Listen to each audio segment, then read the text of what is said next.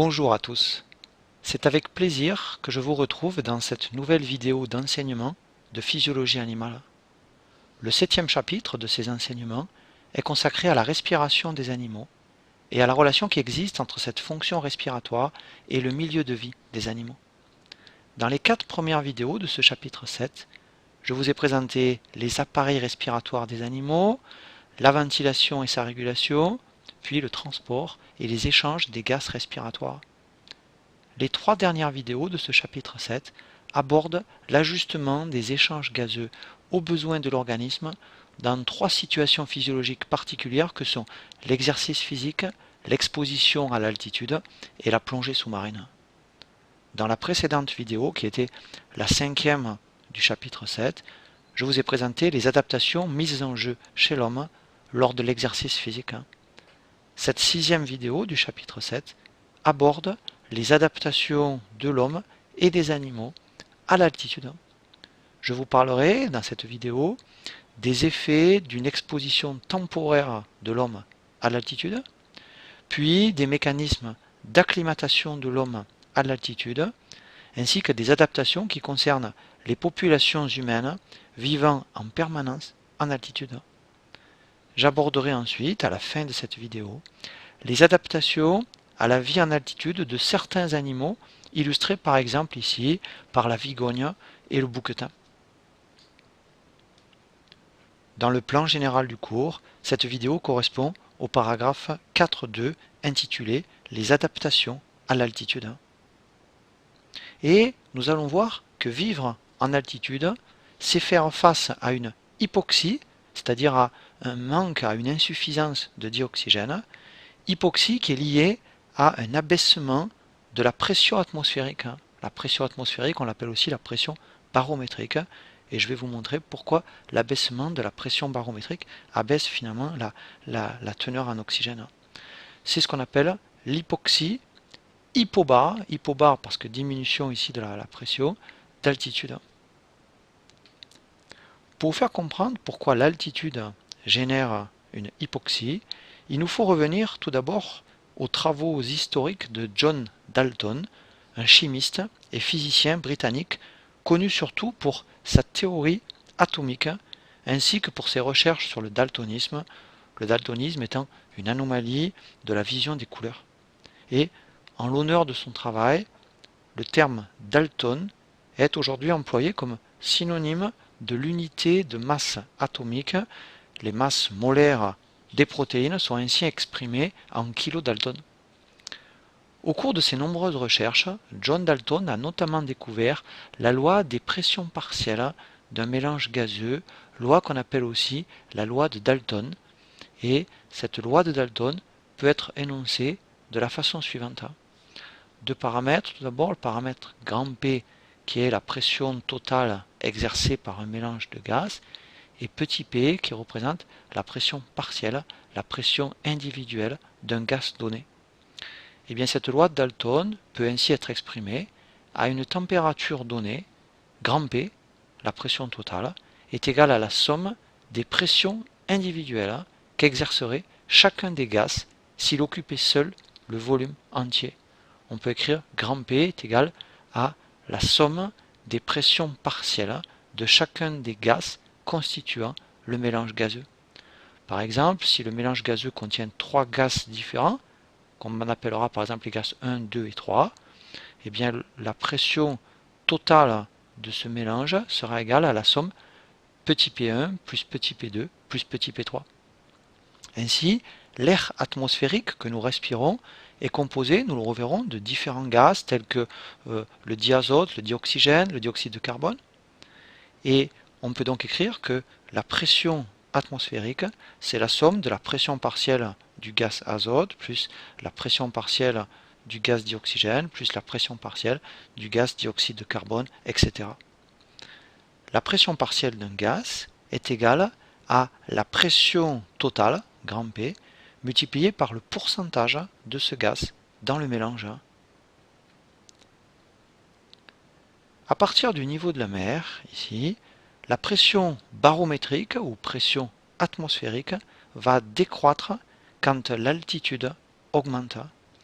l'unité de pression utilisée sur ce graphe est l'hectopascal, HPA. Une autre unité de pression utilisée est aussi le millimètre de mercure, millimètre Hg. La correspondance entre le millimètre de mercure et le pascal est la suivante.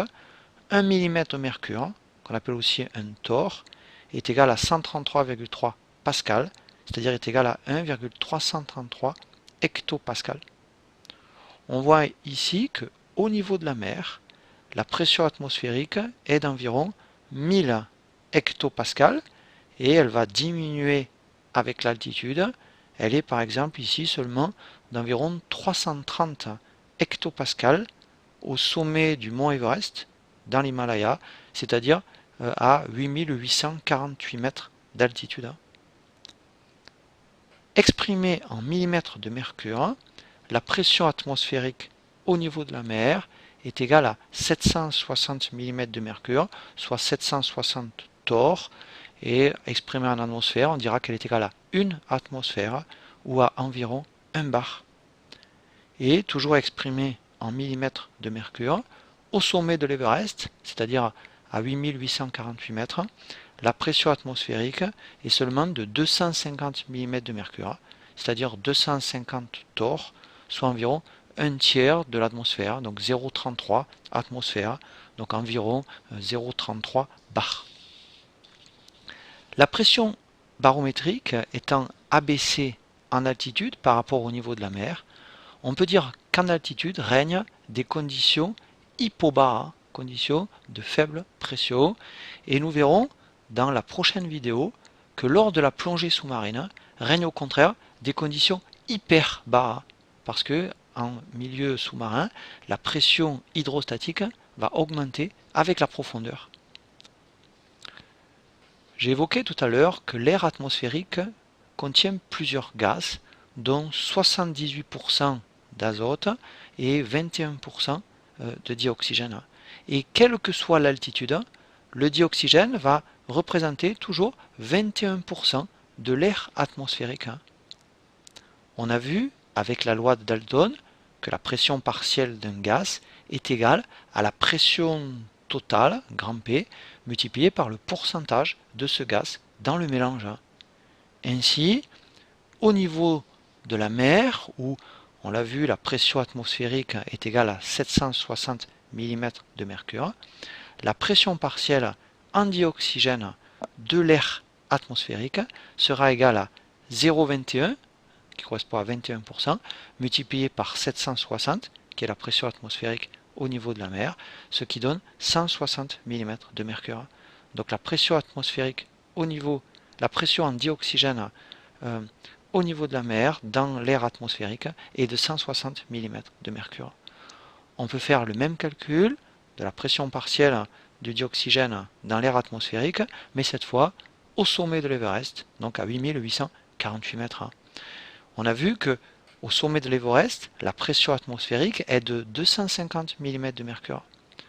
L'oxygène représente toujours 21% de l'air atmosphérique, donc la pression partielle en dioxygène de l'air atmosphérique au sommet de l'Everest ne sera plus que de 0,21 fois 250, soit 52 mm de mercure.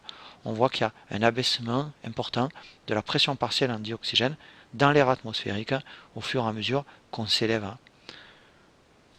Comme la pression atmosphérique diminue quand l'altitude augmente, c'est ce que vous voyez ici sur la courbe bleue du haut, et bien par conséquent, la pression partielle en dioxygène de l'air va diminuer également de la même façon quand l'altitude augmente. C'est ce que vous retrouvez ici sur la courbe rouge du bas de ce document. Ce graphe fait apparaître les gradients successifs de dioxygène qui existent quand le dioxygène passe progressivement de l'air inspiré au tissu consommateur de dioxygène, au tissu aérobie. La courbe supérieure en bleu foncé montre ces gradients successifs de dioxygène tels qu'ils existent chez un homme qui se trouve au niveau de la mer. Et la courbe inférieure, qui apparaît ici en bleu pâle, représente ces gradients successifs de dioxygène tels qu'ils existent pour un homme placé à une altitude de 5500 mètres. On voit sur le graphe du haut, c'est-à-dire au niveau de la mer, que lors du transfert du dioxygène de l'air ambiant inhalé jusqu'aux cellules consommatrices de dioxygène, on voit que la PO2 diminue brutalement 3 fois. Premièrement, la pression partielle en dioxygène diminue d'abord fortement et brutalement en pénétrant dans les alvéoles pulmonaires. Cette diminution est due à l'existence d'un espace mort anatomique.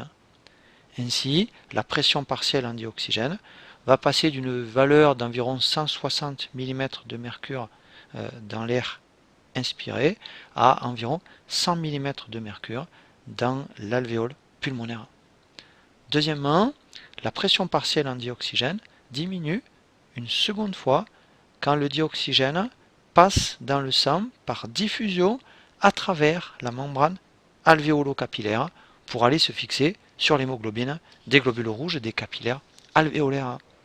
On note que cette seconde diminution, ce second gradient, est peu prononcé par rapport à la précédente diminution. Troisièmement, la pression partielle en dioxygène subit une troisième diminution lors de la diffusion du dioxygène sanguin jusqu'aux cellules. Cette troisième chute de la pression partielle en dioxygène est très importante. Et par cette flèche rouge, je fais apparaître ici la quantité de dioxygène sanguin qui est finalement délivrée aux cellules dans un organisme qui est situé au niveau de la mer.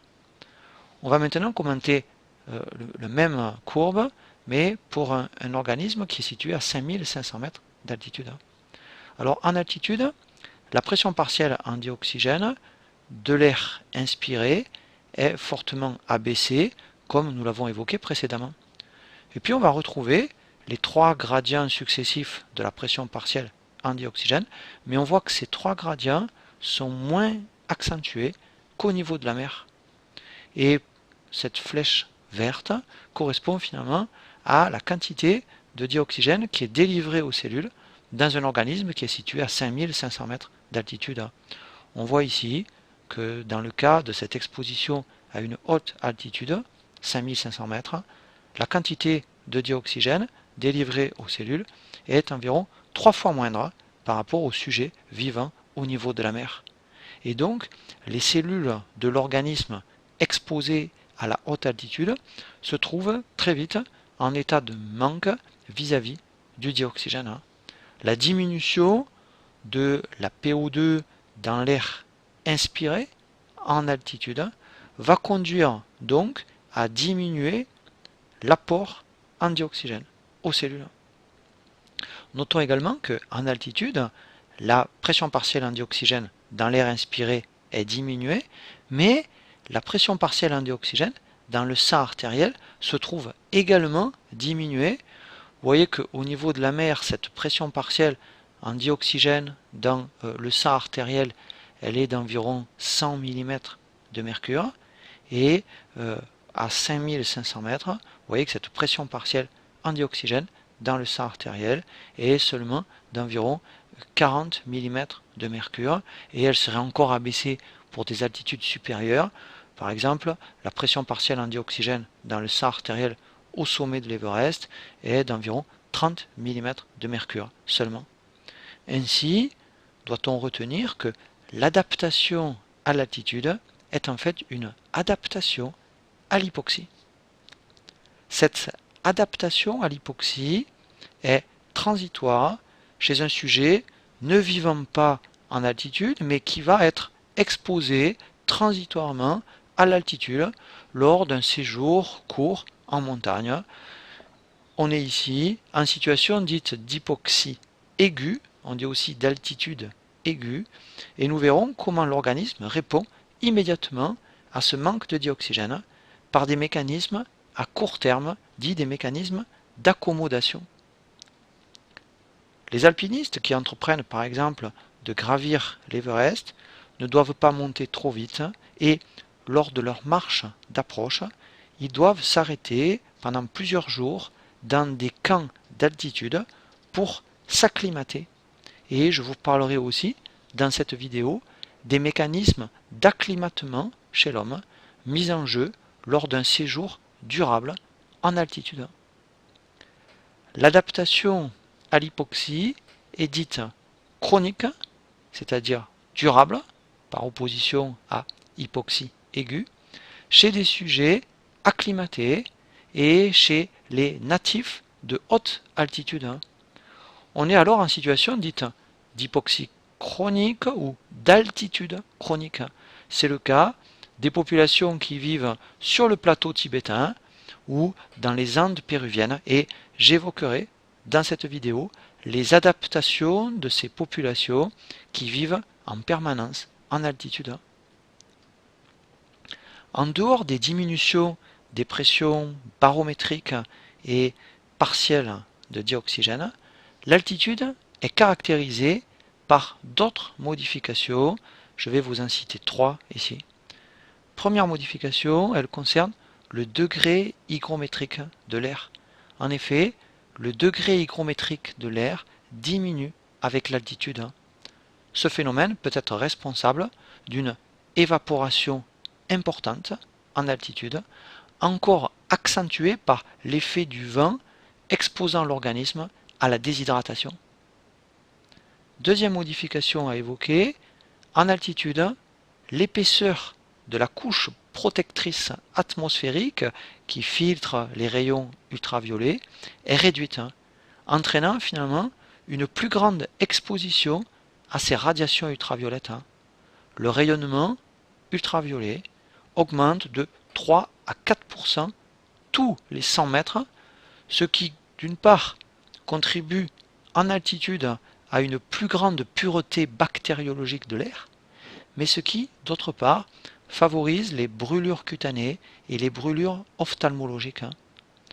Le rayonnement ultraviolet est pratiquement sans incidence sur l'alpiniste bien équipé grâce à la protection vestimentaire et grâce au port de lunettes solaires adaptées. Troisième modification à évoquer avec l'altitude, elle concerne la température. La température baisse en effet avec l'altitude. Et cette température en fait diminue en moyenne de 1 degré tous les 150 mètres. Ici, ce graphe montre bien qu'avec l'altitude, la température ici de l'air va diminuer. Avec un risque en haute altitude de gelure et d'hypothermie. La température peut par exemple descendre jusqu'à moins 60 degrés au sommet de l'Everest. Notons que la température dépend non seulement de l'altitude, mais elle dépend aussi de la latitude, de l'exposition, des conditions météorologiques et des variations diurnes ou saisonnières. Retenons finalement que l'organisme exposé à l'altitude est soumis à une hypoxie, et nous allons voir dans un premier temps que face à cette hypoxie d'altitude, l'homme développe des mécanismes d'accommodation à court terme. Cette accommodation met en jeu des réponses ventilatoires et des réponses cardiovasculaires, mettant en jeu un processus réflexe déclenché par le stimulus chimique que constitue l'hypoxie. On parle ainsi de chémoréflexe pulmonaire et cardiovasculaire. Nous allons d'abord évoquer les effets de l'altitude sur la ventilation pulmonaire. Rappelons qu'au niveau de la mer, la pression partielle en oxygène dans le sang artériel est d'environ 100 mm de mercure, alors qu'elle est seulement d'environ 60 mm de mercure à 3000 mètres d'altitude. Soit un sujet natif au niveau de la mer et effectuant une ascension en montagne. Ce sujet va se trouver soumis à une hypoxie qualifiée d'aiguë, c'est-à-dire de soudaine, de brutale.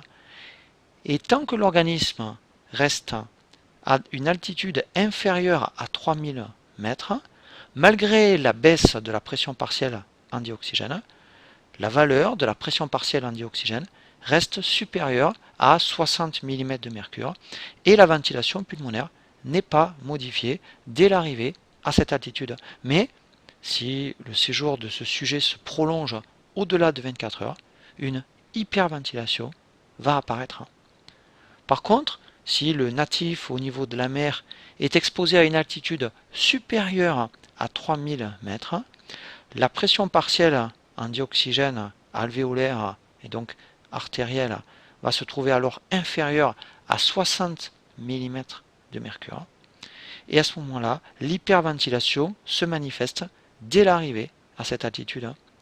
Cette hyperventilation en altitude se fait essentiellement par une augmentation du volume courant, la fréquence ventilatoire restant pratiquement inchangée.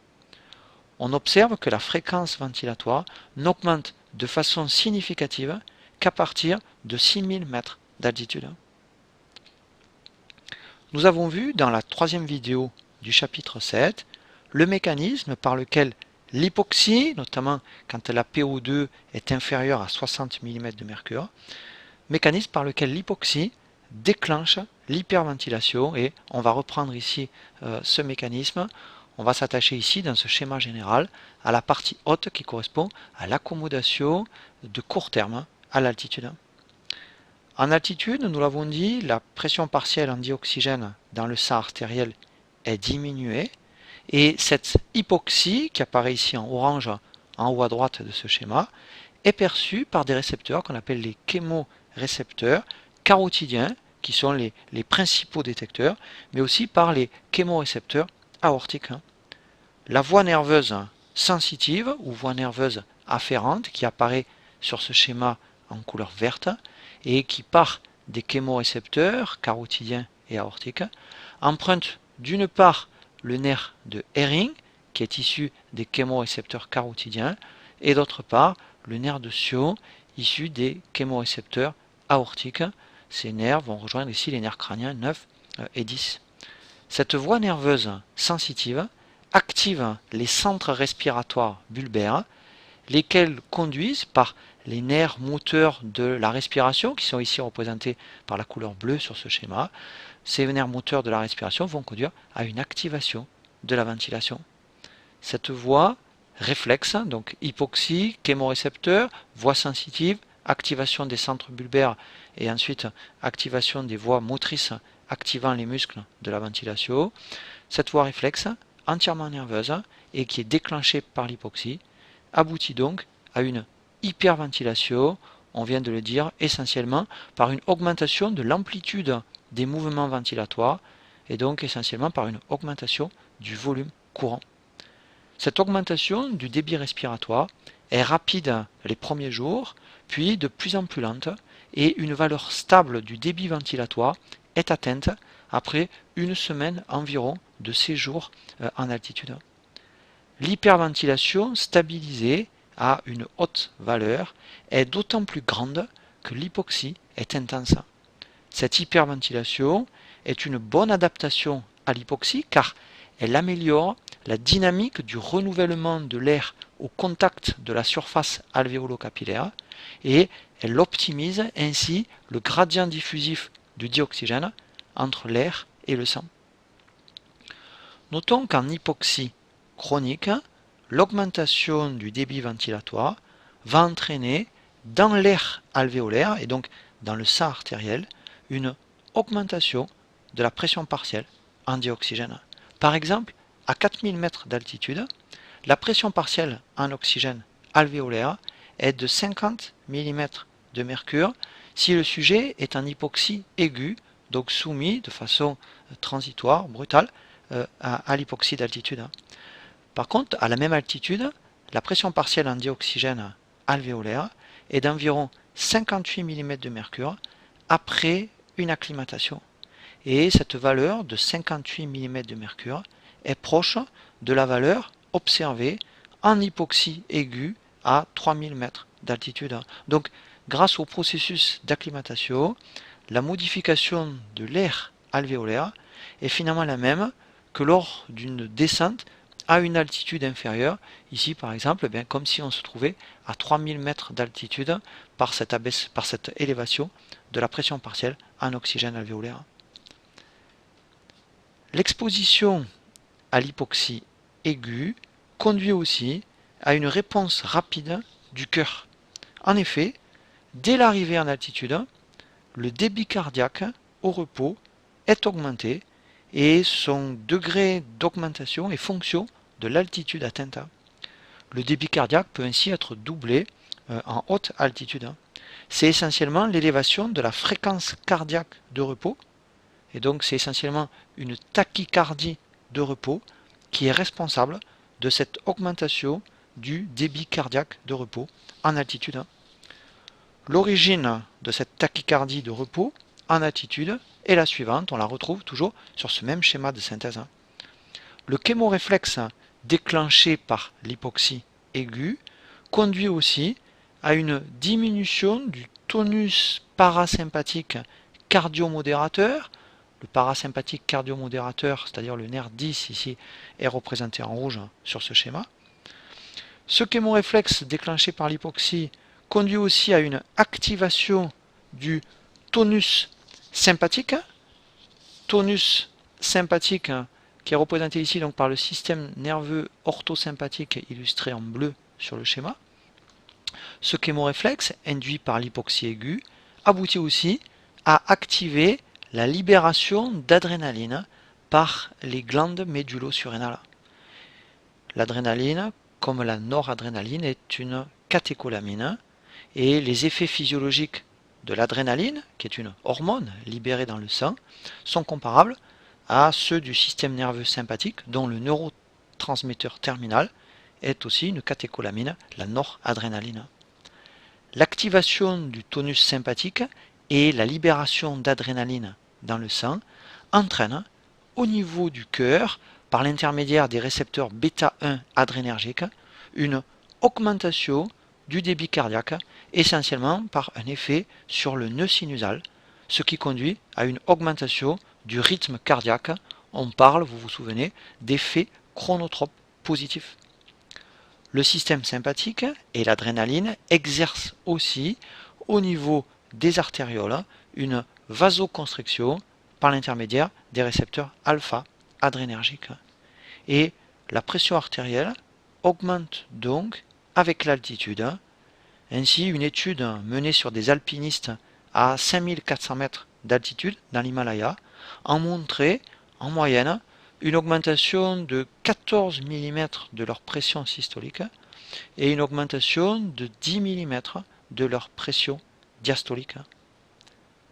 Notons que l'activation du système nerveux sympathique ainsi que la libération d'adrénaline conduisent aussi à une bronchodilatation par l'intermédiaire des récepteurs bêta-2 adrénergiques, ce qui favorise aussi évidemment la respiration. Lors de l'accommodation à court terme, que nous venons de voir, qui a lieu dès l'exposition à l'altitude, l'augmentation du débit ventilatoire, donc QV augmente, on vient de le voir, va permettre une meilleure oxygénation des tissus, meilleure oxygénation des tissus à laquelle participe aussi l'augmentation du débit cardiaque. QC augmente, ce qui est indiqué sur ce schéma, augmentation du débit cardiaque, on l'a dit, par tachycardie. L'augmentation du débit ventilatoire et l'augmentation du débit cardiaque, qui sont engendrés par la stimulation des chémorécepteurs à l'oxygène, sont donc des réponses adaptées à l'hypoxie d'altitude. Les chémoréflexes initiés par l'hypoxie aiguë tendent ainsi à compenser la baisse de concentration en dioxygène par une augmentation de l'apport en dioxygène aux cellules. Ces adaptations ventilatoires et cardiovasculaires sont rapides car elles reposent sur des réflexes nerveux déclenchés par l'hypoxie aiguë. Ces adaptations permettent en partie de compenser le déficit en dioxygène, mais l'organisme ne parviendra pas par ces mécanismes à compenser totalement le manque de dioxygène. Ces adaptations sont indispensables au cours de la montée en montagne, mais elles ne permettent pas de s'acclimater durablement à l'altitude. En effet, je vais vous montrer que ces adaptations rapides présentent des conséquences secondaires défavorables. Ces adaptations à court terme peuvent suffire à compenser l'hypoxie à faible altitude et sans effort, mais ces adaptations restent inefficaces en cas d'effort soutenu et nous allons voir que de nombreux effets secondaires y sont associés. D'une part, ces mécanismes rapides d'adaptation à l'hypoxie aiguë sont peu économiques. En effet, l'hyperactivité des muscles ventilatoires et l'hyperactivité du muscle cardiaque représentent pour l'organisme exposé à l'altitude une dépense énergétique supplémentaire. L'augmentation du débit ventilatoire et l'augmentation du débit cardiaque en altitude constituent donc des mécanismes peu économiques sur le plan énergétique qui seront difficiles à maintenir sur le long terme. Dès lors, en altitude, on marche moins vite, on est essoufflé, on doit s'arrêter souvent, on est plus vite fatigué. Mais on peut noter que cet accroissement de la dépense énergétique lié à l'hyperactivité des muscles ventilatoires et du cœur peut tout de même avoir un intérêt sur le plan thermique pour pouvoir faire face au froid d'altitude. Deuxième conséquence secondaire, elle concerne la fréquence cardiaque. En effet, quand le séjour en altitude se prolonge, la fréquence cardiaque maximale lors de l'effort diminue. La limitation de la fréquence cardiaque maximale, qui semble débuter à une altitude d'environ 4000 mètres, devient d'autant plus importante que l'altitude est élevée. La fréquence cardiaque maximale d'un sujet de 20 ans, vous vous rappelez que cette fréquence cardiaque c'est 220 moins l'âge, donc elle est au niveau de la mer d'environ 200 battements par minute chez ce sujet âgé de 20 ans. Mais on observe que cette fréquence cardiaque maximale ne peut dépasser 130 à 140 battements par minute en haute altitude. Notons que, comme en altitude, lors d'un exercice physique, pour une même puissance d'exercice, la fréquence cardiaque pendant l'effort diminue après une période d'entraînement. Ainsi, pour un exercice d'intensité maximale, la fréquence cardiaque maximale sera abaissée suite à une période d'entraînement. La diminution de la fréquence cardiaque maximale en altitude est attribuée à une action directe de l'hypoxie sur le nœud sinusal, mais aussi à une augmentation progressive du tonus cardiomodérateur parasympathique exercé par le nerf 10. Cette diminution de la fréquence cardiaque maximale est aussi due à une diminution du contrôle sympathique du cœur par une diminution de la densité et de la sensibilité des récepteurs bêta-1 adrénergiques du cœur. Ce phénomène adaptatif est appelé un phénomène de désensibilisation des récepteurs bêta, mais ce phénomène adaptatif résulte aussi d'une augmentation de la sensibilité parasympathique et ce phénomène adaptatif s'observe rapidement en 3 jours environ. Ce mécanisme constitue une autoprotection contre une dépense énergétique aérobie trop importante du cœur qui ne peut être satisfaite par l'hypoxie d'altitude. Notons que les chémorécepteurs carotidiens et aortiques sont aussi très rapidement accoutumés aux faibles pressions partielles en dioxygène dans le sang artériel. L'exposition permanente des chémorécepteurs périphériques à l'hypoxie entraîne une certaine désensibilisation, ce qui constitue aussi, comme pour le cœur, un mécanisme d'autoprotection contre une trop forte réactivité de l'organisme. Notons que l'augmentation du débit ventilatoire en altitude va également entraîner une alcalose dite ventilatoire. En effet, l'hyperventilation en altitude va accroître non seulement l'apport en dioxygène, ce qui permet de répondre, on l'a vu, à l'hypoxie, mais elle va aussi augmenter l'élimination du dioxyde de carbone du sang et elle va donc provoquer une diminution de la pression partielle en CO2 dans le sang artériel.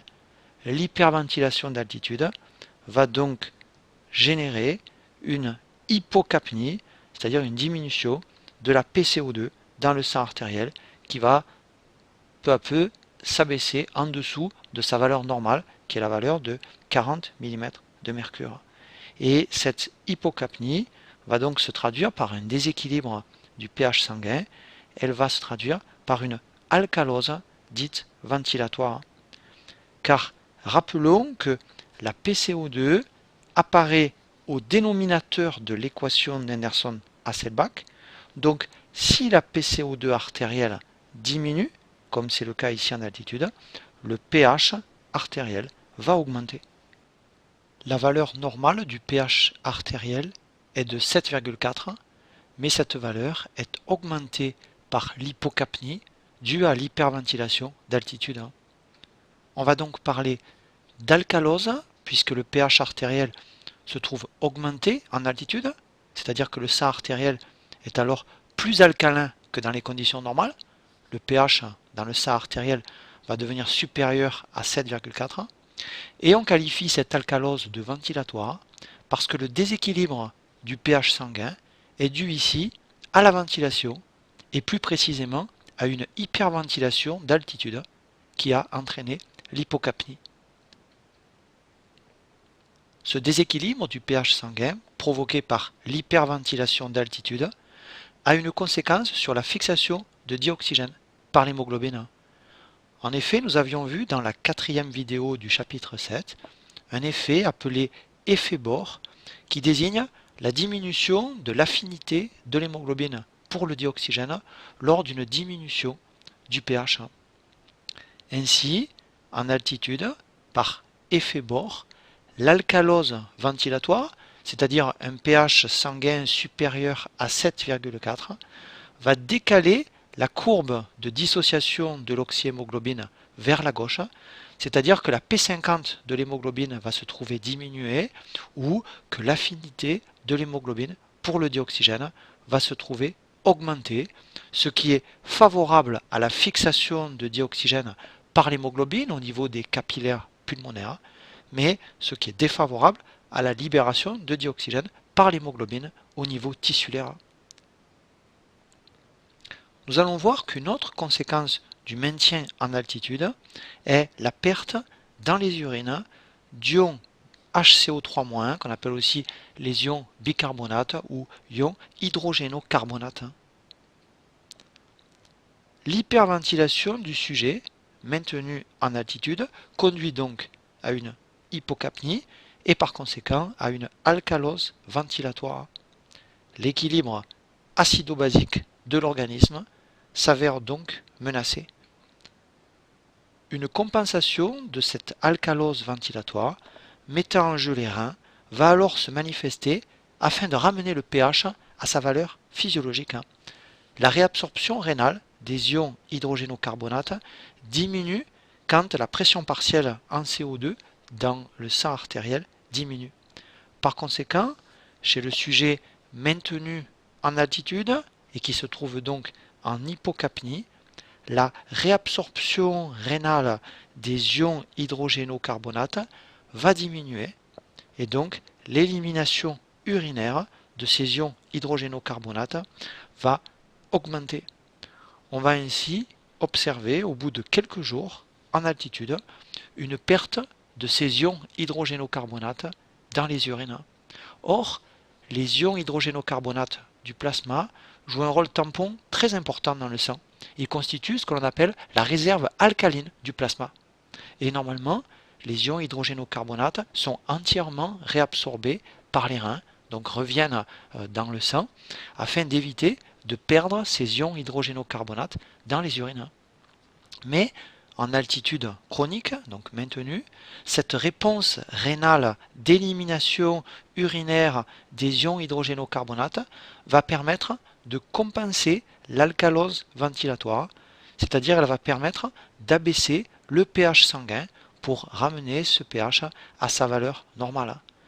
Mais ce mécanisme entraîne aussi une perte progressive des ions hydrogénocarbonates du sang, et donc ce mécanisme entraîne aussi une perte progressive de cette réserve alcaline du plasma que représentent les ions hydrogénocarbonates. Nous avons vu dans la troisième vidéo du chapitre 7 que les poumons jouent un rôle essentiel dans la régulation rapide du pH plasmatique en régulant la pression partielle en CO2 dans le sang, c'est-à-dire un paramètre qui figure au dénominateur dans l'équation d'Henderson-Hasselbalch. Cette régulation du pH plasmatique par un contrôle de la ventilation met en jeu, nous l'avons vu, des chémorécepteurs centraux et des voies nerveuses réflexes qui sont par conséquent très rapides. Avec la compensation rénale de l'alcalose ventilatoire en altitude, nous venons de voir que les reins jouent aussi un rôle important dans la régulation du pH plasmatique en contrôlant cette fois non plus la pression partielle en CO2 dans le sang, mais en contrôlant la concentration plasmatique d'ions hydrogénocarbonates, c'est-à-dire en régulant ici un paramètre qui figure au numérateur dans l'équation d'Henderson-Hasselbalch. Mais, contrairement aux poumons, cette régulation du pH plasmatique effectuée par les reins est plus lente à s'installer, mais elle est aussi plus durable. L'altitude expose également l'organisme à différentes pathologies dont je vais vous parler, et ces pathologies liées à l'altitude peuvent notamment se manifester par des œdèmes, notamment un œdème pulmonaire ou un œdème cérébral. Parmi les pathologies liées à l'altitude, la plus classique est le mal aigu des montagnes, qu'on appelle aussi le MAM. Ce mal aigu des montagnes est ressenti plus ou moins intensément selon les sujets, généralement pour des altitudes qui sont situées au-dessus de 2500 mètres. Le mal aigu des montagnes apparaît après un délai de quelques heures d'exposition en altitude et il se traduit par des symptômes peu spécifiques tels que des maux de tête, des nausées, des insomnies, une fatigue générale, une perte d'appétit et parfois même des vomissements. Le mal aigu des montagnes régresse avec l'acclimatation et il va disparaître à la descente. Des œdèmes, c'est-à-dire des gonflements, souvent localisés aux yeux, à la face, aux poignets ou aux chevilles, peuvent également apparaître en altitude. On parle alors d'œdèmes localisés de haute altitude ou OLHA. Ces œdèmes localisés peuvent coexister avec les symptômes qui caractérisent le mal aigu des montagnes. À des altitudes plus élevées, supérieures à 3000 mètres, un œdème pulmonaire de haute altitude ou OPHA peut survenir brutalement au cours des premières nuits. Le sujet est alors pris de quinte de toux, il crache, il s'essouffle avec une sensation d'étouffement. De la fièvre peut également apparaître. L'état peut rapidement s'aggraver avec notamment une apparition de sang dans les crachats et cette pathologie peut aboutir à un coma. La survenue d'un œdème pulmonaire en haute altitude est liée à des changements vasculaires au niveau des poumons, changements qui sont provoqués par l'hypoxie d'altitude. Lors de l'hypoxie, une vasoconstriction des artérioles des poumons se produit, ce qui provoque une hypertension dans l'artère pulmonaire et une augmentation de la perméabilité des capillaires pulmonaires apparaît également. Ces changements vasculaires au niveau des poumons vont conduire à un œdème pulmonaire, car de l'eau peut alors sortir des capillaires pulmonaires et cette eau va augmenter le volume du liquide interstitiel pulmonaire et l'eau peut même passer à l'intérieur de la lumière alvéolaire. Cette accumulation d'eau dans les alvéoles va limiter la diffusion du dioxygène, ce qui aggrave l'hypoxie. L'œdème pulmonaire de haute altitude est une pathologie sévère qui doit être traitée par la descente rapide en basse altitude. Les autres traitements ne sont là que pour faciliter la descente ou pour gagner du temps en cas de mauvaises conditions météorologiques. Dans ces conditions, on va pratiquer une oxygénothérapie et lors d'expéditions, les caissons hyperbares portables, tels que celui-ci, peuvent être utilisés lorsque la descente doit être reportée. Le caisson hyperbare portable est un sac étanche dans lequel est placé le malade, et dans ce caisson hyperbare, on va faire monter la pression.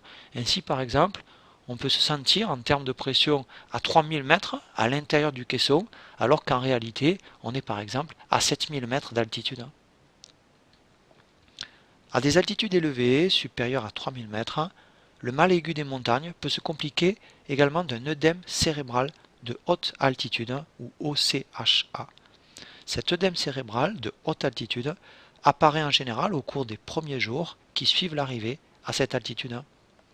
L'œdème cérébral de haute altitude se manifeste par de violents maux de tête, des vomissements, des vertiges, une confusion mentale, des troubles visuels, des hallucinations et une démarche chancelante du sujet. Il peut être suivi d'un coma. La régression des symptômes de l'œdème cérébral de haute altitude nécessite par exemple une oxygénothérapie et l'administration de corticoïdes. Mais en cas d'échec, la seule solution est de redescendre le sujet à une altitude plus basse. En altitude, l'augmentation des débits ventilatoires et cardiaques constitue une réaction d'urgence destinée à préserver l'oxygénation tissulaire. Toutefois, pour éviter l'accident cardiaque et les œdèmes, il est recommandé de ne pas monter ni trop vite ni trop haut. Il faut éviter les efforts trop importants, notamment lors des premiers jours. Et si l'on n'est pas prédisposé au mal aigu des montagnes, il faut éviter de dépasser 500 mètres de dénivelé entre 2 nuits consécutives à partir de 3000 mètres d'altitude.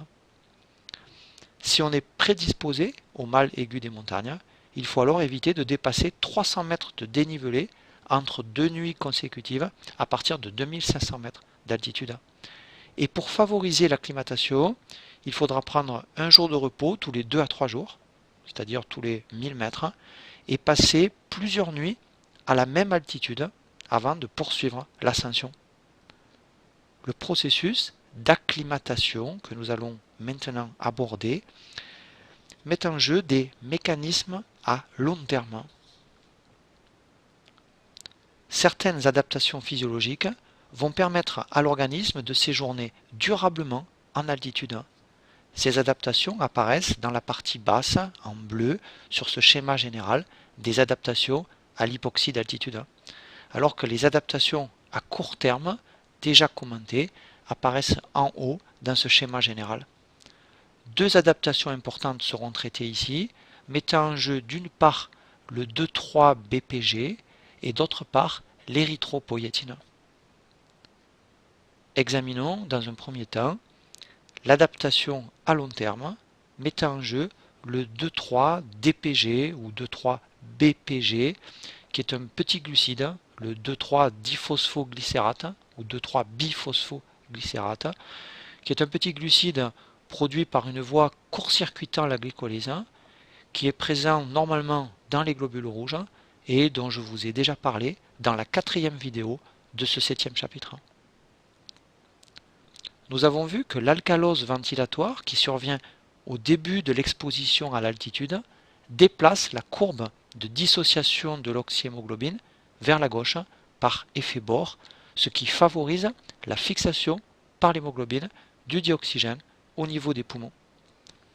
Quand l'alcalose a disparu par le mécanisme de compensation rénale que je viens de vous présenter tout à l'heure, la courbe de l'hémoglobine peut encore se déplacer vers la gauche à cause de l'hypocapnie due à l'hyperventilation, comme nous l'avions vu sur ce document dans la 4e vidéo du chapitre 7.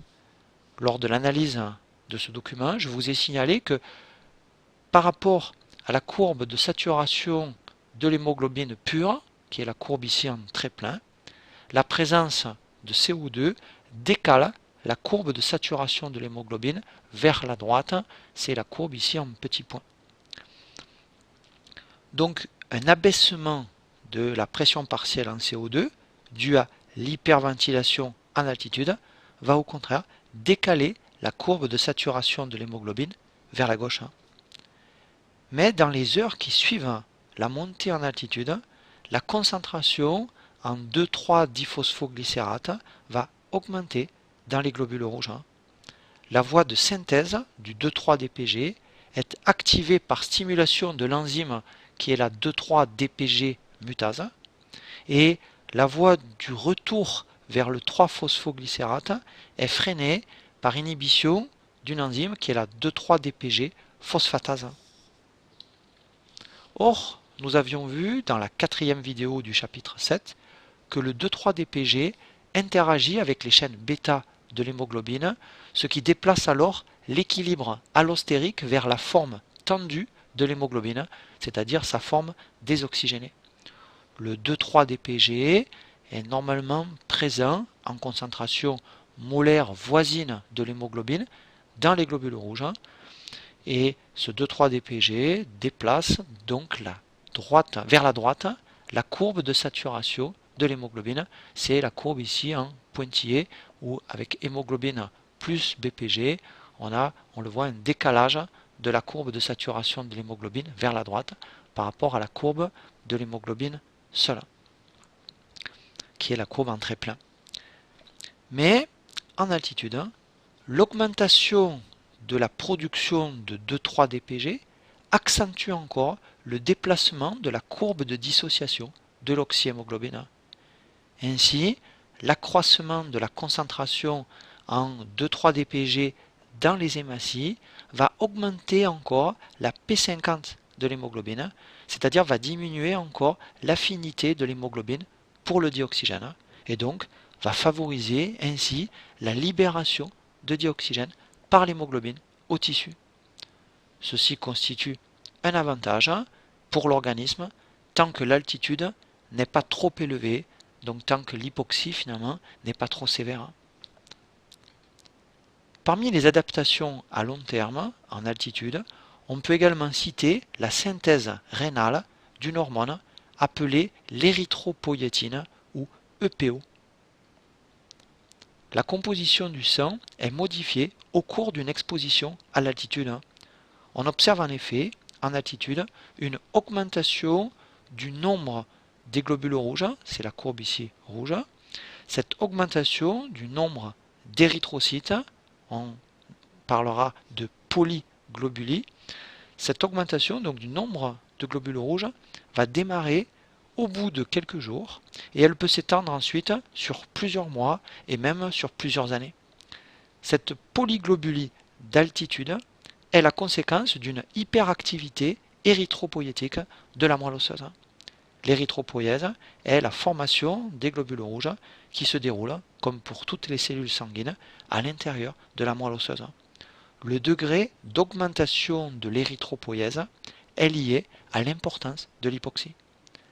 L'activation de l'érythropoïèse en altitude met en jeu une hormone appelée EPO ou érythropoïétine dont l'augmentation dans le sang précède l'augmentation du nombre de globules rouges. Il s'agit ici de la courbe bleue qui traduit l'évolution de la concentration plasmatique d'EPO dans le sang ici d'alpinistes au cours d'un séjour à 4350 mètres. L'EPO est une hormone de nature glycoprotéique produite essentiellement par des fibroblastes du tissu interstitiel rénal. La production accrue d'EPO déclenchée par l'hypoxie d'altitude met en jeu un facteur dont je vais vous parler qui est le facteur HIF1 qui signifie facteur 1 inductible par l'hypoxie. HIF1 est un facteur de transcription impliqué dans la régulation de l'expression de nombreux gènes activés dans des conditions d'hypoxie, tels que le gène de l'EPO, qui code pour l'érythropoïétine, et le gène du VEGF, qui code pour un facteur de croissance, le Vascular Endothelial Growth Factor, qui est un facteur impliqué dans la formation de nouveaux vaisseaux sanguins, c'est-à-dire un facteur impliqué dans la néoangiogenèse. HIF1 est un hétérodimère constitué par deux sous-unités, une sous-unité régulatrice qu'on appelle HIF1 alpha, dont les domaines sont représentés en haut sur cette figure, et d'une seconde sous-unité, qui est la sous-unité constitutive, appelée HIF1 bêta, dont les domaines sont représentés en bas sur cette figure. Les deux sous-unités alpha et bêta de HIF1 font partie de la grande famille des facteurs de transcription à BHLH PAS. En effet, les sous-unités alpha et bêta de HIF1 contiennent chacune des domaines BHLH et PAS à leur extrémité N-terminale. Ces domaines jouent un rôle dans la dimérisation de ces facteurs de transcription et dans leur fixation à la molécule d'ADN. Le domaine BHLH se retrouve dans certains autres facteurs de transcription tels que le facteur MyoD1 impliqué dans la myogénèse, la formation des fibres musculaires, formation dont je vous ai parlé dans la précédente vidéo. Le cycle BHLH signifie Basic Helix Loop Helix, c'est-à-dire c'est un domaine qui comprend une région basique, puis une hélice alpha liée par l'intermédiaire d'une boucle, loop en anglais signifie boucle, à une seconde hélice alpha. Le domaine HLH de la protéine agit sur la dimérisation des deux sous-unités, alors que la partie basique intervient dans la fixation et dans la spécificité de la liaison de la protéine sur l'ADN. Les sous-unités alpha et bêta de HIF1 contiennent aussi des domaines de transactivation, ce qu'on appelle les domaines TAD, et ces domaines sont situés dans la partie C-terminale. Dans les cellules, le protéasome est un complexe enzymatique dont la fonction est de dégrader certaines protéines. L'ubiquitine est une protéine qui sert à marquer les protéines qui seront à dégrader. Et la polyubiquitinylation désigne la fixation de plusieurs ubiquitines sur la protéine cible à dégrader. Cette modification post-traductionnelle d'une protéine a pour fonction la reconnaissance puis la destruction par le complexe protéolytique du protéasome de cette protéine qui a été préalablement marquée par l'ubiquitine. Dans les conditions normales d'oxygénation, c'est-à-dire en normoxie, ici dans la partie gauche de ce schéma, la sous-unité alpha de HIF, qui est représentée ici en jaune, est très instable. La prolyle 4 hydroxylase est une enzyme dont l'activité est dépendante du dioxygène. Et donc cette enzyme est active dans des conditions normoxiques, c'est-à-dire dans des conditions normales d'oxygénation. Cette enzyme va alors hydroxyler la sous-unité alpha de HIF1. Le complexe VHL, qui est connu comme étant un suppresseur de tumeur, présente une activité ubiquitine ligase, c'est-à-dire qui va permettre la fixation d'ubiquitine sur des protéines cibles. Le complexe VHL se fixe sur la sous-unité alpha de HIF1 à condition que cette sous-unité soit hydroxylée, ce qui, nous venons de le voir, est le cas en conditions normoxiques. La fixation de VHL sur la sous-unité alpha hydroxylée de HIF conduit ainsi à la polyubiquitinylation de HIF1 alpha et donc à la dégradation de HIF1 alpha par le protéasome. Donc dans des conditions normales d'oxygénation, la sous-unité alpha de HIF est instable et elle est dégradée par le protéasome. Nous allons voir maintenant ce qui se produit en conditions d'hypoxie, c'est la partie droite de ce schéma, donc par exemple en altitude. En conditions d'hypoxie, donc manque de dioxygène, l'enzyme prolyle 4 hydroxylase, qui est dépendante du dioxygène, se trouve donc maintenant inactive. Donc la sous-unité alpha de HIF1 n'est plus hydroxylée par la prolyle 4 hydroxylase et le complexe VHL ne va plus se fixer sur cette sous-unité HIF alpha puisque ici elle n'est plus hydroxylée. La sous-unité HIF1 alpha est donc stable, elle n'est plus dégradée par le protéasome puisqu'elle ne sera plus polyubiquitinylée. La sous-unité alpha de HIF1 va subir alors une translocation dans le noyau et elle va se fixer à son partenaire qui est la sous-unité HIF1 bêta représentée ici en marron pour former le facteur de transcription hétérodimérique HIF1 actif constitué par les deux sous-unités assemblées alpha et bêta. Cet hétérodimère actif, alpha-bêta, se fixe sur une séquence spécifique d'ADN qu'on appelle une séquence HRE pour élément de réponse à l'hypoxie, séquence HRE qui est présente dans les régions régulatrices de certains gènes qui seront donc des gènes cibles de ce facteur HIF1.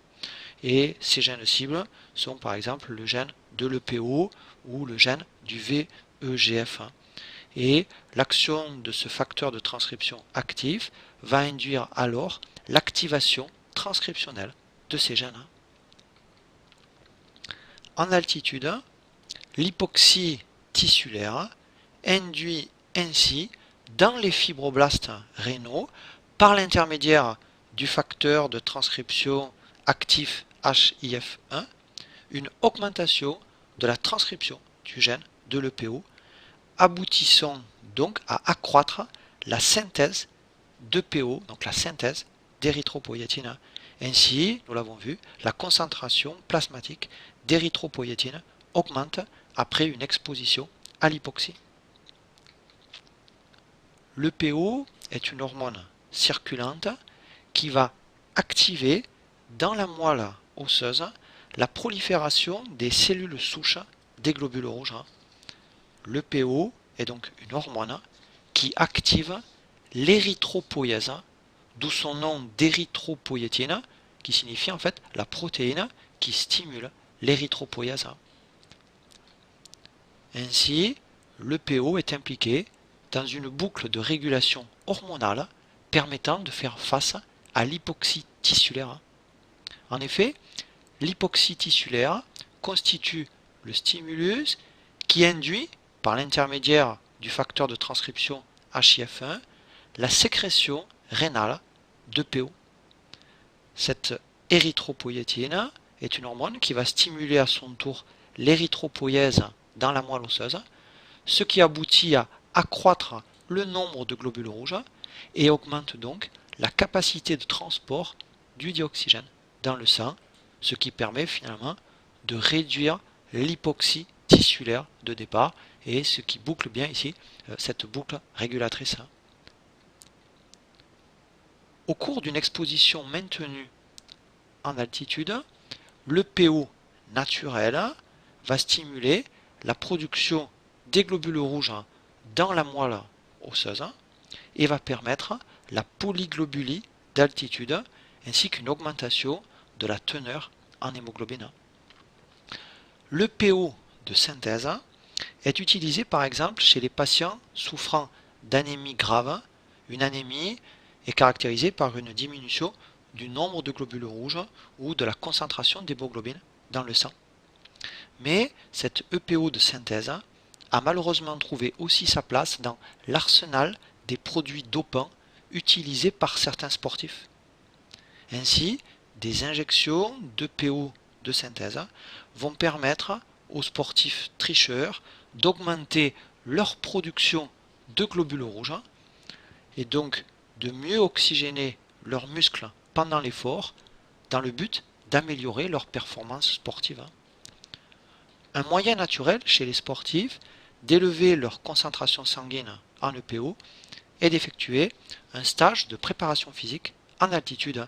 Et c'est par exemple ici le cas sur cette photographie des joueurs de rugby de l'équipe de Montpellier Hérault qui sont ici en stage à Tignes à 1500 mètres d'altitude.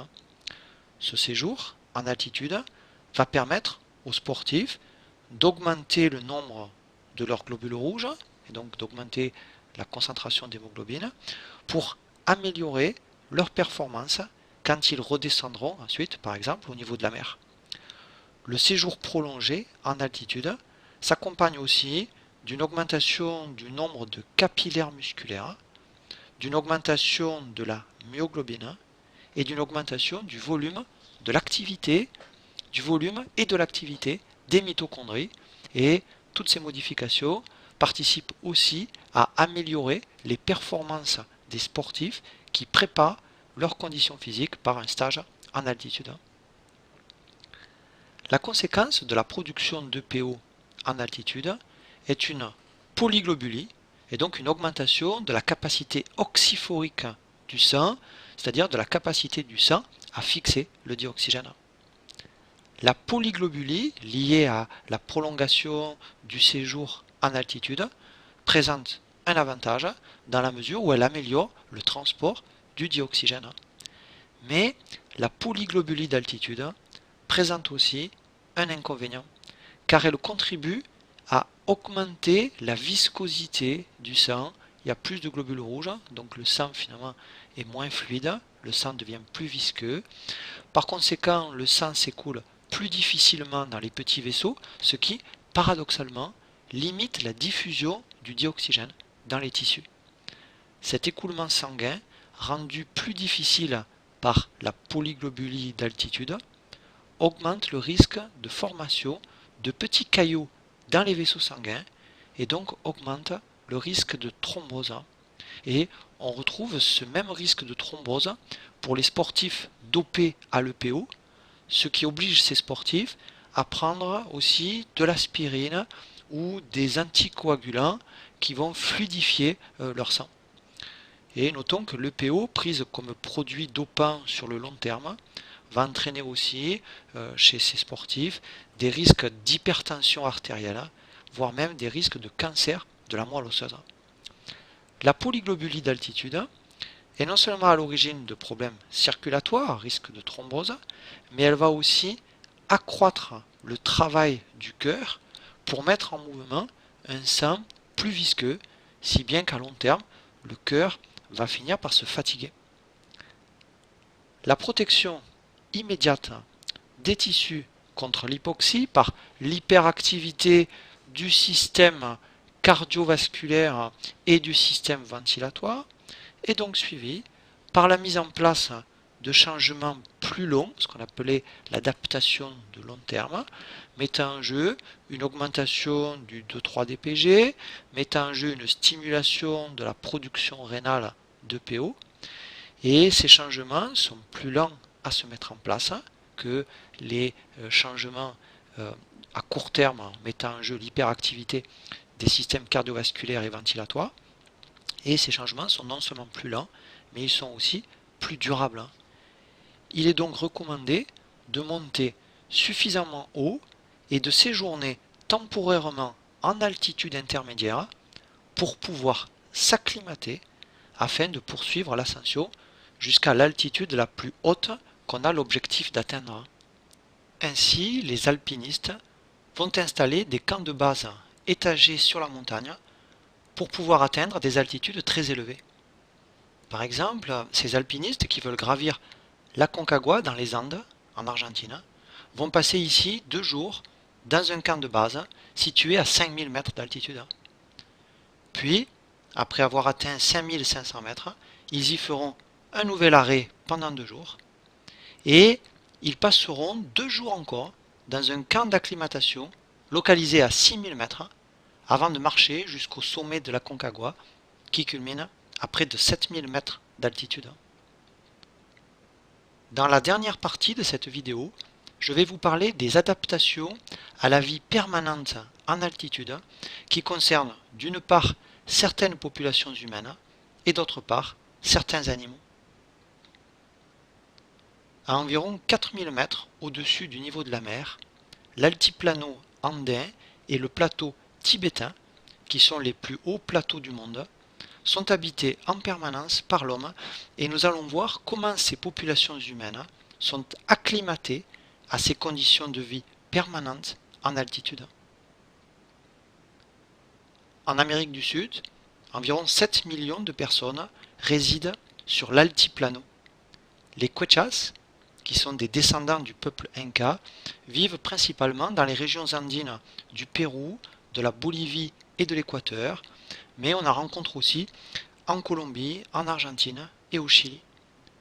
Les Quechas chiliens, qui vivent à 5000-5500 mètres d'altitude, constituent la population permanente humaine la plus haute du monde. En Asie, environ 2 millions de personnes résident sur le plateau tibétain. Les Sherpas vivent entre 2600 et 4400 mètres environ dans les montagnes himalayennes, au nord du Népal, à la frontière du Tibet. Les populations humaines, exposées à la haute altitude depuis des générations, sont acclimatées à l'altitude. Par exemple, leur cœur est plus puissant, leur surface alvéolo-capillaire dans les poumons est plus grande et leurs mitochondries sont plus nombreuses. Les Sherpas, en raison de leur qualité physique et de leur excellente adaptation au milieu de hautes montagnes, ont ainsi été d'une aide précieuse pour les expéditions himalayennes. Et l'un d'eux, Apa Sherpa, dénommé aussi Super Sherpa, est parvenu 21 fois au sommet de l'Everest. Notons que chez les sujets vivant en permanence en haute altitude, comme chez les sujets effectuant une expédition en haute altitude, une hypertrophie du ventricule droit est observée. Lorsque je vous ai parlé tout à l'heure de l'œdème pulmonaire de haute altitude, je vous ai dit que l'hypoxie d'altitude entraîne une vasoconstriction des artérioles pulmonaires, ce qui provoque une hypertension dans l'artère pulmonaire. Cette hypertension pulmonaire va entraîner l'hypertrophie du ventricule droit qui est observée par exemple chez les Andins. Ce tableau présente le résultat d'une étude comparative du sang de sujets péruviens vivant soit à Lima, c'est-à-dire au niveau de la mer, soit à Morococha, qui est situé à 4450 mètres d'altitude. On a mesuré dans ces deux populations le nombre de globules rouges, la quantité d'hémoglobine et l'hématocrite. L'hématocrite est le pourcentage relatif du volume des globules rouges circulant dans le sang par rapport au volume total du sang. Les Péruviens vivant en altitude ont un plus grand nombre de globules rouges, 6,4 millions contre 5 millions par millimètre cube. Ils ont aussi plus d'hémoglobine, 20,1 g pour cent contre 15,6 g pour cent. Et ils ont aussi un hématocrite plus élevé, 59,5% contre 46,6%. Donc les Péruviens vivant en haute altitude ont plus de globules rouges, plus d'hémoglobine et un hématocrite plus élevé que les Péruviens qui vivent au niveau de la mer. Et ces variations du nombre de globules rouges, de la quantité d'hémoglobine et de l'hématocrite sont d'autant plus marquées que l'altitude où ils vivent est élevée. Mais il faut noter que les adaptations physiologiques à l'altitude des Tibétains et des Andins sont très différentes, ce qui est lié à l'histoire de ces deux populations. Les archéologues qui étudient l'histoire des populations tibétaines et andines ont pu en effet mettre en évidence que les Tibétains vivent depuis plus longtemps en haute altitude que les Andins, ce qui explique leur différence d'adaptation physiologique à l'hypoxie d'altitude. Les Tibétains, qui sont représentés en bleu sur ces histogrammes, s'accommodent de la faible concentration atmosphérique en dioxygène qui règne en altitude grâce à un débit ventilatoire au repos plus élevé, c'est ce que vous avez ici dans cette partie gauche du document, qui est ce débit ventilatoire au repos plus élevé et en fait caractéristique, comme nous l'avons vu au début de cette vidéo, de l'hypoxie aiguë. Les Tibétains ont aussi une excellente accélération réflexe de leur débit ventilatoire quand le dioxygène se raréfie. Par contre, on le voit dans la partie de droite de ce document, leur taux d'hémoglobine est normal ici. Les Andins, qui sont représentés en rose sur ces histogrammes, ont quant à eux un débit ventilatoire de repos qui est semblable à celui des populations vivant au niveau de la mer, donc un débit respiratoire de repos plus faible que celui des Tibétains, et les Andins réagissent peu d'un point de vue réflexe ventilatoire à la raréfaction du dioxygène. Par contre, on le voit sur le document de droite, les andins compensent la rareté du dioxygène par une concentration supérieure en hémoglobine. Cependant, les andins semblent aussi davantage souffrir d'une pathologie spécifique de la vie permanente en haute altitude, qu'on appelle la polyglobulie excessive d'altitude, ou le mal chronique des montagnes, ou la maladie de Monge. On l'appelle cette pathologie maladie de Monge en hommage au médecin péruvien Carlos Monge Medrano, qui a fait la première description scientifique de cette maladie en 1925. Selon l'altitude où ils vivent, entre 5 à 10% des résidents de l'altiplano sont touchés par cette maladie de Monge.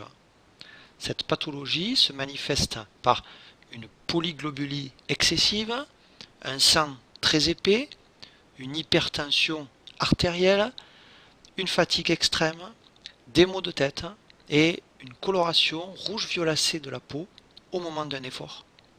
La maladie de Monge peut conduire à la mort par accident cardiaque ou neurologique, et pour traiter cette maladie, on peut pratiquer la saignée régulière ou bien descendre le malade vers des altitudes moins élevées.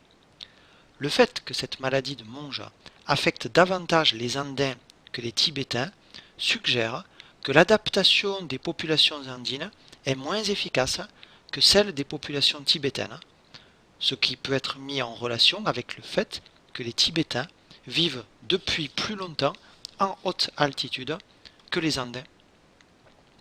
L'expression du génome de Tibétains a été comparée à celle de Chinois des plaines alentours, et cette étude comparative a montré notamment que le gène EGLN1 s'exprime davantage chez les Tibétains que chez les Chinois des plaines.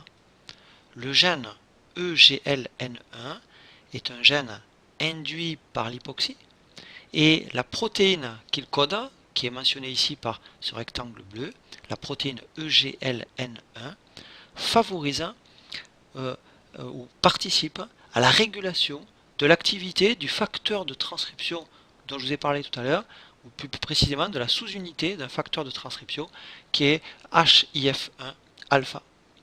En effet, la protéine EGLN1 favorise l'hydroxylation de la sous-unité alpha de HIF1 et ainsi elle favorise la dégradation de HIF1 alpha par le protéasome. La forte expression du gène EGLN1 chez les Tibétains leur permettrait de vivre en altitude sans augmenter leur taux d'hémoglobine.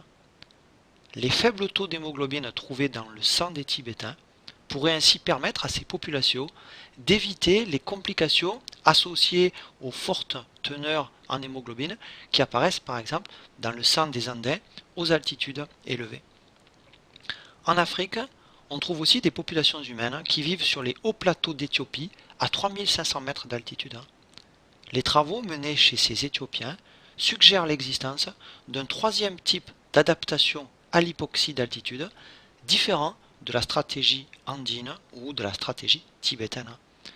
Ces populations éthiopiennes présentent un taux d'hémoglobine peu élevé, mais elles présentent surtout une faible hypoxie sanguine, ce qui suggère une meilleure efficacité de la diffusion du dioxygène dans les poumons.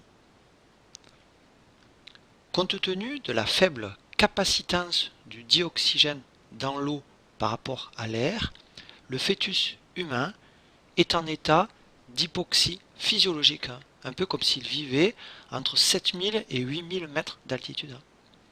Et par conséquent, les femmes enceintes des populations d'altitude doivent donc redescendre pour éviter évidemment que le fœtus ne soit soumis à une hypoxie extrême. Nous avons vu dans la 4e vidéo du chapitre 7 que le fœtus fait face à cette contrainte hypoxique grâce à une plus grande quantité d'hémoglobine et surtout grâce à une hémoglobine particulière appelée hémoglobine F ici, qui est constituée par 2 chaînes alpha et 2 chaînes gamma alors que l'hémoglobine adulte, HbA ici, est constituée par 2 chaînes alpha et 2 chaînes bêta. L'hémoglobine fœtale est dépourvue d'interaction avec le 2,3-DPG, ce qui abaisse, comme on le voit ici, sa P50, c'est-à-dire que l'hémoglobine fœtale a une meilleure affinité pour le dioxygène que l'hémoglobine adulte. Ainsi, l'hémoglobine fœtale va fixer une plus grande quantité de dioxygène que l'hémoglobine adulte, ce qui permet de répondre à l'hypoxie à laquelle est soumis le fœtus.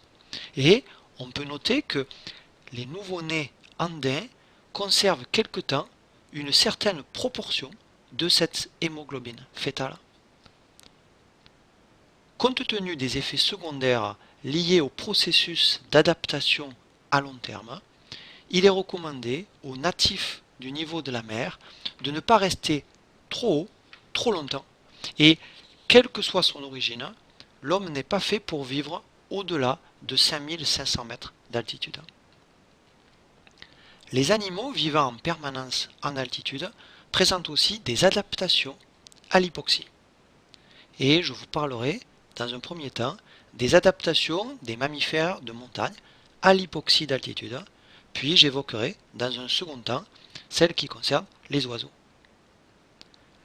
Pour mettre en évidence les adaptations des mammifères de montagne, nous allons comparer certaines de leurs caractéristiques à celles d'un homme de 70 kg vivant en plaine. Le cœur de cet homme de 70 kg pèse 280 grammes, ce qui donne un rapport poids du cœur sur poids du corps égal à 0,28 sur 70, c'est-à-dire 0,4%. Et le sang de l'homme contient également environ 5 millions de globules rouges par millimètre cube.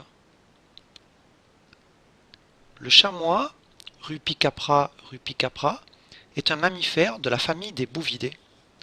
Dans les Alpes, l'altitude qui l'affectionne le plus se situe entre 800 et 2300 mètres. Plus haut, les chamois sont limités par la présence plus rare des pelouses alpines, qui sont inexistantes au-dessus de 3000 mètres. L'absence d'herbe ne les empêche pas cependant d'effectuer des incursions à haute altitude, et on a repéré des chamois à plus de 4750 mètres, juste sous le sommet du Mont Blanc. Le chamois est reconnaissable à ses petites cornes fines et à sa tête en partie blanche. Pour un poids de 40 kg, le chamois a un cœur de 350 grammes. Donc le rapport poids du cœur sur poids du corps est égal chez le chamois à 0,35 sur 40, soit 0,87%. Contre, on l'a vu tout à l'heure chez l'homme, 0,4%. Le chamois est donc doté d'un gros cœur par rapport à son poids corporel. Le sang du chamois contient également 12 millions de globules rouges par millimètre cube, soit 2,4 fois plus que chez l'homme vivant en plaine. De même, le chamois possède de volumineux poumons et ces caractéristiques font du chamois un mammifère bien adapté à l'hypoxie d'altitude. Un autre mammifère de la famille des bovidés et adapté à la vie en altitude est le bouquetin des Alpes, Capra ibex, qui peut monter en été à des altitudes de 3000 mètres. Les mâles, photographiés ici, sont reconnaissables à leurs grandes cornes. Le sang du bouquetin contient 10 à 15 millions de globules rouges par millimètre cube, soit 2 à 3 fois plus que chez l'homme vivant en plaine. Et de plus, ces globules rouges sont plus petits, ce qui fait que leur surface d'absorption est plus grande comparativement à leur volume. Certains mammifères de la famille des camélidés vivent en altitude. C'est le cas de deux espèces du genre Vicuña. Ainsi, les vigognes, Vicuña vicuña, vivent sur les hauts plateaux de la cordillère des Andes entre 3500 et 4800 mètres d'altitude. De même, les alpagas ou alpacas, Vicuña pacos, vivent à 4500 mètres d'altitude dans les Andes. Les alpagas sont élevés pour leur pelage laineux et d'un point de vue évolutif, l'alpaga a pour ancêtre la vigogne. Parmi les autres camélidés qui vivent en altitude, on peut aussi citer deux espèces du genre lama. Les guanacos, Lama guanicoe, qui vivent jusqu'à 4000 mètres d'altitude dans les Andes, et les lamas blancs, Lama glama, ou tout simplement appelés les lamas, qui descendent des guanacos sauvages et qui sont des animaux domestiques élevés par les habitants des Andes. Les mammifères camélidés d'altitude que nous venons de citer présentent des adaptations particulières concernant leurs globules rouges et leur hémoglobine. Leurs hématies présentent des caractéristiques notablement différentes de celles de l'ensemble des mammifères. Les hématies des mammifères, telles que celles de l'homme, sont de forme circulaire, légèrement biconcaves, et elles se déforment lors de leur passage dans les capillaires. Par contre, les hématies des camélidés ont une forme elliptique, ce qui permet de diminuer la viscosité du sang, et les hématies des camélidés ne se déforment pas dans les capillaires sanguins, mais elles s'orientent, le grand axe de l'ellipse que forme le globule rouge devenant alors parallèle à l'axe du capillaire. Cette forme particulière des hématies des camélidés d'altitude se retrouve également chez les camélidés des milieux désertiques que sont le chameau d'Asie et le dromadaire d'Afrique du Nord. En effet, les camélidés ont une origine américaine et les chameaux et les dromadaires actuels descendent d'ancêtres qui sont passés d'Amérique du Nord en Asie puis en Afrique. La forme particulière elliptique des hématies des camélidés est donc un caractère primitif et non un caractère dérivé lié à une adaptation au milieu de vie. Cet exemple de la forme elliptique des globules rouges des camélidés montre que lorsqu'on étudie l'adaptation aux conditions du milieu de vie, il est important de prendre aussi en compte l'histoire évolutive des animaux dont on étudie la physiologie. Les hématies des camélidés d'altitude sont également en plus grand nombre, c'est-à-dire, on le voit ici, 2 à 3 fois plus que dans le sang des autres mammifères. Les hématies des camélidés d'altitude sont aussi caractérisées par une taille et un volume plus petits. Cette faible taille de leurs hématies augmente ainsi la vitesse de transfert des gaz respiratoires. Les hématies des lamas ont aussi une plus longue durée de vie, c'est-à-dire 235 jours contre 120 jours pour les globules rouges de l'homme par exemple. Ces caractéristiques des globules rouges facilitent donc l'oxygénation tissulaire. Contrairement à ce que l'on observe chez les individus acclimatés à l'altitude, l'hématocrite des camélidés d'Amérique du Sud est égal, voire inférieur, à l'hématocrite des mammifères de basse altitude. Chez l'homme, on a un hématocrite qui va varier entre 40 et 55%, et chez les camélidés d'Amérique du Sud, on va avoir des hématocrites de l'ordre de 23 à 34%. L'hématocrite n'est pas plus élevé chez les camélidés d'altitude parce que ces animaux ont certes plus de globules rouges, mais le volume individuel de leurs globules rouges est plus faible que chez les mammifères de plaine. On note aussi que la concentration moyenne en hémoglobine par hématie est plus faible chez les camélidés d'altitude que chez les autres mammifères, mais si on calcule la concentration en hémoglobine par rapport à l'hématocrite, on voit que cette concentration est plus élevée chez les camélidés d'altitude que chez les autres mammifères. L'adaptation à l'altitude chez les camélidés d'altitude se traduit aussi par une plus grande densité à la fois des capillaires coronariens qui irriguent le myocarde et des capillaires qui irriguent les muscles squelettiques. De plus, la concentration en myoglobine au niveau musculaire est augmentée chez ces camélidés et on note aussi le gros cœur de ces animaux d'altitude. Ainsi, chez la vigogne, le rapport poids du cœur sur poids du corps est élevé. On a un rapport qui est entre 0,7 à 0,9%, c'est-à-dire un rapport qui est comparable à celui qu'on avait calculé tout à l'heure chez le chamois. Les animaux et les hommes acclimatés à l'altitude développent une hypertension dans l'artère pulmonaire, on l'a évoqué tout à l'heure, qui est la conséquence d'une vasoconstriction des artérioles pulmonaires liée à l'hypoxie d'altitude. Cette augmentation de la pression sanguine dans l'artère pulmonaire, dont je vous ai parlé précédemment, est associée d'une part à un épaississement de la paroi de cette artère et d'autre part à une hypertrophie du ventricule droit. Donc pour des animaux tels que le cobaye, le lapin, le chien, qui sont exposés à une haute altitude, le ventricule droit va s'hypertrophier. Et donc le poids du ventricule gauche et du septum ventriculaire, qui est la cloison séparant les deux ventricules, rapporté au poids du ventricule droit, et on le voit ici, diminué en altitude, parce qu'il y a une hypertrophie du ventricule droit chez ces animaux au moment où on les expose à la haute altitude.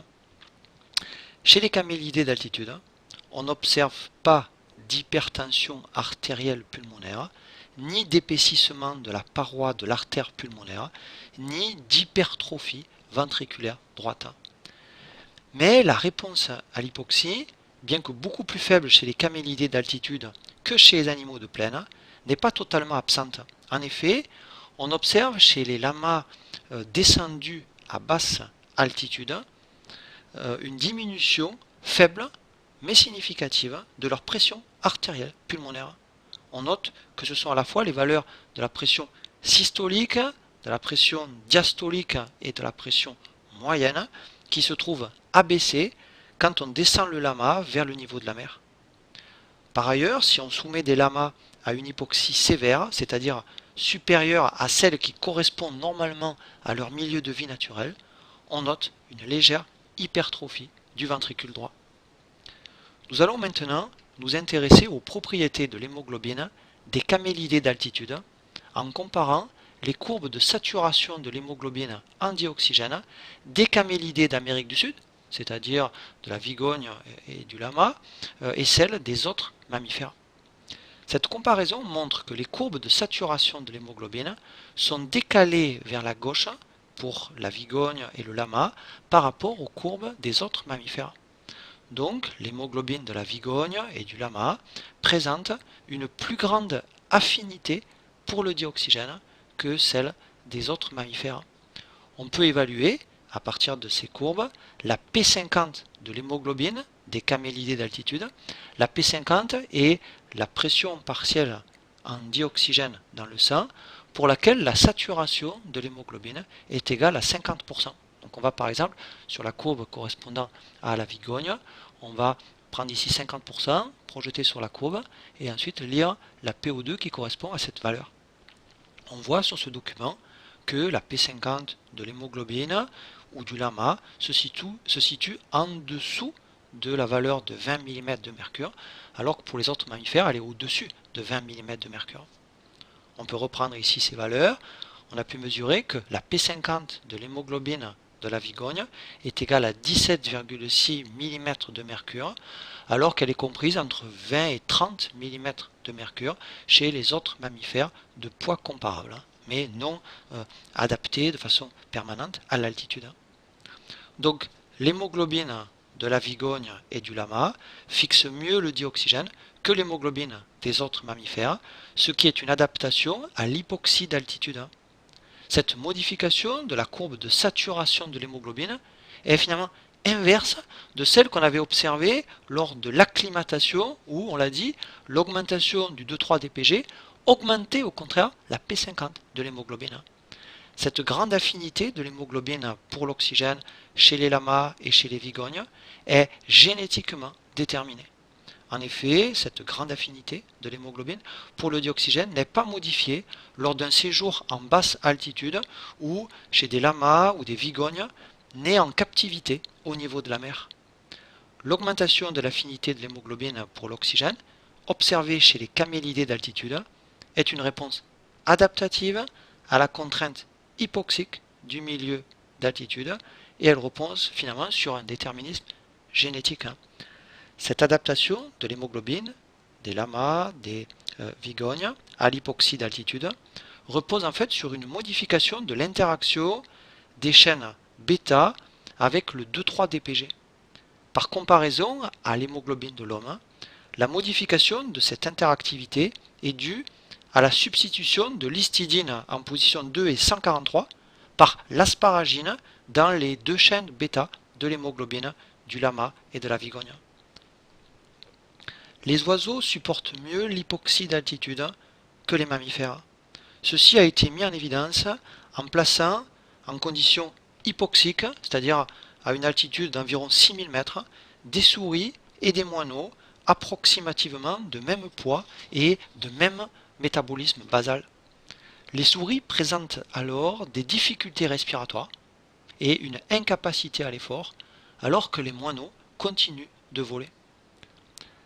Cette différence de résistance à l'hypoxie entre les oiseaux et les mammifères est due au fait que la ventilation chez les oiseaux met en jeu un système multicapillaire à courant croisé dont nous avons décrit le fonctionnement dans la seconde vidéo du chapitre 7, si bien que les poumons des oiseaux ont un pouvoir d'extraction de l'oxygène supérieur à celui des mammifères. Cette particularité fonctionnelle confère aux oiseaux une meilleure tolérance à l'hypoxie d'altitude, mais parmi les oiseaux, certains sont mieux adaptés que d'autres à l'altitude. C'est le cas de l'oie à tête barrée, Anser indicus. Cette oie sauvage du Tibet niche dans le centre de l'Asie et elle hiverne dans le nord de l'Inde. Durant sa migration, elle va survoler les hautes chaînes de l'Himalaya et elle a même été observée en vol au-dessus de l'Everest à des altitudes de près de 10 000 mètres. La P50 de l'hémoglobine de l'oie à tête barrée est de 30 mm de mercure. Par comparaison, on va s'intéresser à l'oie cendrée, Anser, qui vit en plaine, donc à basse altitude, et la P50 de son hémoglobine est de 40 mm de mercure. Donc, l'oie à tête barrée qui vole à haute altitude a une hémoglobine dont l'affinité pour le dioxygène est supérieure à celle de l'hémoglobine de l'oie cendrée qui vit, elle, à basse altitude. L'augmentation de l'affinité de l'hémoglobine pour le dioxygène, observée tout à l'heure chez les camélidés d'altitude, se retrouve donc également chez les oiseaux d'altitude tels que chez l'oie à tête barrée. Il s'agit, comme chez les camélidés d'altitude, là encore, d'une réponse adaptative à la contrainte hypoxique du milieu et, comme pour l'hémoglobine des lamas, il s'agit ici aussi d'une adaptation génétique. Les hémoglobines de ces deux oies présentent des différences de 3 acides aminés dans les chaînes alpha de leur globine et d'un acide aminé dans les chaînes bêta des globines de leur hémoglobine. Chez l'oie à tête barrée, des mutations des gènes codant les sous-unités alpha et les sous-unités bêta des chaînes de globine, de l'hémoglobine, ont donc permis d'augmenter l'affinité de l'hémoglobine pour le dioxygène et donc de répondre à cette contrainte que représente l'hypoxie d'altitude. Notons aussi que les oiseaux ont une très bonne tolérance à l'alcalose. Et rappelons que l'alcalose, en déplaçant vers la gauche la courbe de saturation de l'hémoglobine en dioxygène par effet Bohr, augmente encore l'affinité de l'hémoglobine pour le dioxygène. Enfin, les oiseaux gardent un débit sanguin normal vers le cerveau lors de l'hypocapnie liée à l'hyperventilation d'altitude, alors que chez les mammifères, la baisse de la pression partielle en CO2 dans le sang artériel, liée à l'hyperventilation, entraîne une diminution du flux sanguin cérébral et donc une anoxie cérébrale. L'étude de la physiologie de la respiration des animaux vivant naturellement en altitude montre que leurs adaptations à l'altitude peuvent être très différentes des réponses liées à l'acclimatation à l'altitude. Une grande différence concerne la capacité du sang à fixer le dioxygène. L'acclimatation des animaux à l'altitude, comme pour celle de l'homme, se traduit, on l'a vu, par une diminution de l'affinité de l'hémoglobine pour le dioxygène. On a vu que la courbe de saturation de l'hémoglobine en dioxygène se trouve décalée vers la droite. Et l'acclimatation des animaux à l'altitude, comme pour celle de l'homme, se traduit aussi par une augmentation de l'hématocrite, on l'a vu, avec une augmentation du nombre de globules rouges liés à la production d'érythropoïétine. Par contre, les animaux qui vivent en permanence en altitude ont au contraire une augmentation de l'affinité de l'hémoglobine pour le dioxygène. C'est-à-dire, on l'a vu par exemple avec la vigogne, on l'a vu aussi avec l'oie à tête barrée, on l'a vu que la courbe de saturation de l'hémoglobine se trouve décalé vers la gauche. Et on a vu également, chez les camélidés d'altitude, qu'il n'y avait pas d'augmentation de l'hématocrète. L'augmentation de la densité capillaire est en revanche un phénomène que l'on trouve à la fois chez les hommes et les animaux acclimatés, comme chez ceux qui vivent naturellement en altitude. Toutefois, les mécanismes sous-jacents ne sont pas exactement les mêmes, puisque chez les animaux d'altitude, cette hypervascularisation capillaire s'observe aussi chez les individus nés en basse altitude.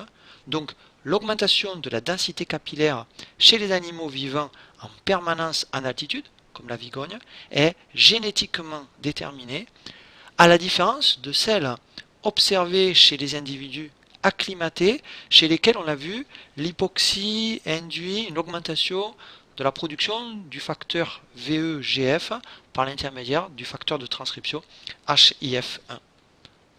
Ainsi s'achève cette 6e vidéo du chapitre 7 qui était consacrée à l'adaptation à l'altitude de l'homme et des animaux. Et dans la prochaine vidéo, nous terminerons ce 7e chapitre consacré à la respiration en présentant l'ajustement des échanges gazeux aux besoins de l'organisme dans une autre situation physiologique particulière que constitue la plongée sous-marine.